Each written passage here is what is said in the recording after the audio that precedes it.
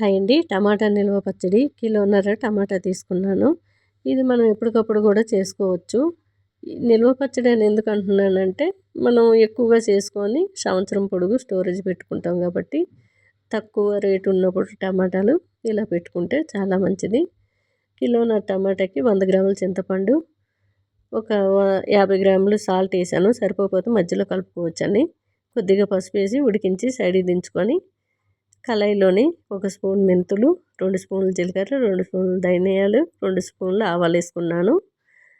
ఈ దించి పెట్టుకున్న టమాటాలో ఒక 100 గ్రాముల వరకు కారం పొడి వేసుకున్నాను. ఒక గుప్పెడు వెల్లుల్లి రెబ్బలు వేసుకొని చక్కగా మిక్సీ పట్టుకోవాలి మెత్తగా. అందులోనే ఒక పావు కిలో పైన ఆయిల్ వేసానండి. ఒక 3 గ్లాసుల వరకు ఆయిల్ వేసాను. మనకి ఆ మిక్సీ పట్టుకున్న ధనియాలన్నీ కూడా మిక్సీ పట్టుకోవాలి పొడిలాగా. ఈ ఆయిల్ వేసిన తర్వాత స్టవ్ సిమ్లో పెట్టి చక్కగా ఉడికించుకోవాలి. కలుపుతూ ఉండాలి, లేకుంటే అడుగంటిపోద్ది. అట్లానే మనకి స్టవ్ దగ్గరే ఉండి చేసుకోవాలి, లేదంటే స్టవ్ అంతా కూడా అది ఉడుకుతూ తుల్లుతుంది అనమాట. స్టవ్ అంతా వంట బండ అంతా కూడా అయిపోద్ది.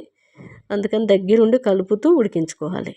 చక్కగా సిమ్లో పెట్టి స్టవ్ కాసేపు ఉడికిన తర్వాత పోపు వేసుకుంటున్నాను. ఇంకో గ్లాసు ఆయిల్ వేసి శనగపప్పు, ఆవాలు, జీలకర్ర,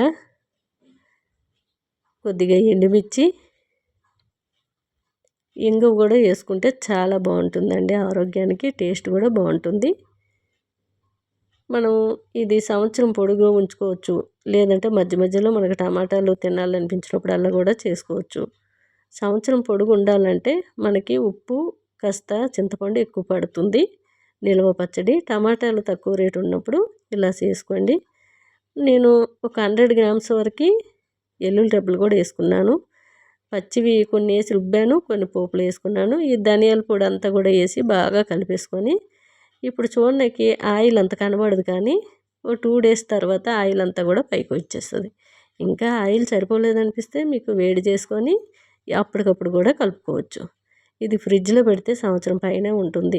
నిల్వ మనకి బయట పెట్టినట్లయితే ఆయిల్ ఇంకాస్త ఉప్పు ఎక్కువ వేసుకుంటే సంవత్సరం అంతా బయట కూడా ఉంటుంది. ఆయిల్ పైన తేరి ఉండాలి బయట ఉండే పచ్చళ్ళకి, లేదంటే బూజు పట్టేస్తుంది. కాస్త నెయ్యి వేసుకొని ఇలా తింటే టేస్ట్ ఇంకా వేరే లెవెల్ అండి. చాలా బాగుంది. ఎవరికైనా నచ్చితే ట్రై చేయండి.